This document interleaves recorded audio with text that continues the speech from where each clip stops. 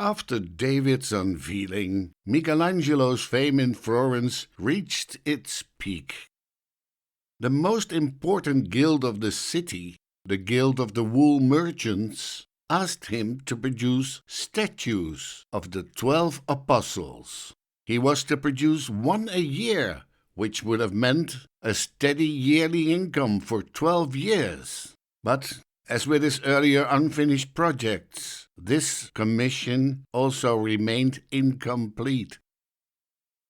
Michelangelo began work on a St. Matthew, which would have been a remarkable addition, but he was soon diverted by another opportunity. Today, this unfinished Matthew sits in the Accademia besides David. It was at this point that Gonfaloniere Soderini, the only man in Florence more influential than the Guild of Wool Merchants, approached him with a new commission. This was one Michelangelo couldn't refuse, as he saw it as a chance to rival Leonardo da Vinci. In the name of the Florentine Republic, both artists were asked to produce a large fresco in the Salone da Cinquecento. Leonardo made sketches of the Battle of Anghiari, in which the Florentines defeated the Milanese. His sketches show men in battle, in pain, in suffering. Michelangelo's approach to the Battle of Cascina, where the Florentines won from Pisa, was totally different. He drew soldiers bathing before going into battle. Leonardo was the first to start painting, but his experimental paint mix didn't stick. Soon the fresco was drooping. It was ruined. Leonardo abandoned the work and went to France. With Leonardo out of the competition, Michelangelo lost his motivation. He continued sketching, but never proceeded to create his fresco. Despite these setbacks, Michelangelo's finances remained strong. Even while working on David, he received a commission from 2 Belgian wool merchants. Around this time, he also created marble tondi for 2 Florentine families. The Taddei Tondo, now in London, and the Pitti Tondo, housed in Florence Bargello. Both works were notably bold in style with raw, unfinished qualities that stood apart from the smooth, complete tondos previously common in Florence. This approach, known as non finito, inspired many later sculptors seeking greater vitality in their art. In Florence, another commission followed. The wealthy merchant and friend of Michelangelo, Signora Agnolo Dorni, requested a painting for his new bride, Maddalena Strozzi.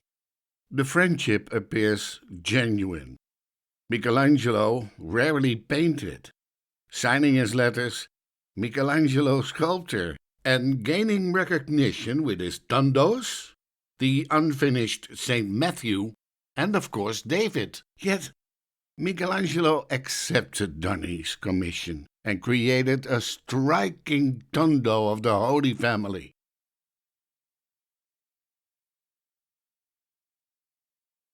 Vasari recounts a story of their transaction, but as with many Vasari tales, its authenticity is uncertain. Upon completion, Michelangelo instructed his servants to present the painting to Dorni with a firm price of 70 ducats, refusing to accept less, anticipating that Dorni would attempt to pay only 40. And indeed, the servants returned to the workshop with the tondo. When Dorni later did offer to pay the 70 ducats, Michelangelo refused, claiming offense and insisting the price was now doubled. Ultimately, Donny paid the master 140 ducats rather than lose face. This Tondo is officially the only finished painting by Michelangelo and is one of the top works in the Uffizi Museum in Florence. Its preservation is closely monitored by a team of restorers, a testament to its value and a passage of over 500 years since its creation. Meanwhile, Michelangelo's commissions continued. For the Moeskroen family, the wool and fabric merchants from Bruges, Belgium, he made a marble Madonna with Jesus at her feet. The face and drapery of the Madonna recall his Vatican pietà. As was his custom, Michelangelo used the whitest marble possible. The statue was placed in the Moeskroen Chapel in the Church of Our Lady in the center of Bruges, where two prominent family members are buried at its base.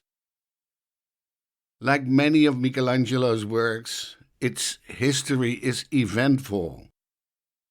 It was stolen first by Napoleon for the Louvre and returned after his fall.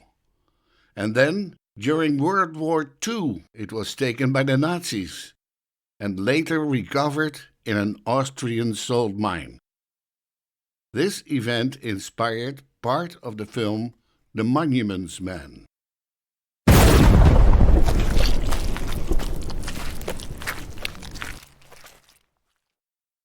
Following the attack on the Vatican Pietà in 1972, the Belgians chose for precaution. Since then, the statue has stood behind bulletproof glass. But returning to Michelangelo's journey, as he and Soderini reviewed the fresco cartoons, they received a summons from Pope Julius II to come to Rome. Knowing this was an invitation he could not refuse, Michelangelo left his busy workshop and assistants in Florence, riding to Rome on horseback. This was his first time working for a pope. Unbeknownst to him, he would continue to work for 8 more popes throughout his life. But the commission of Pope Julius II would haunt him for the next 40 years. It was February 1505 when Michelangelo arrived in the Holy City for the second time.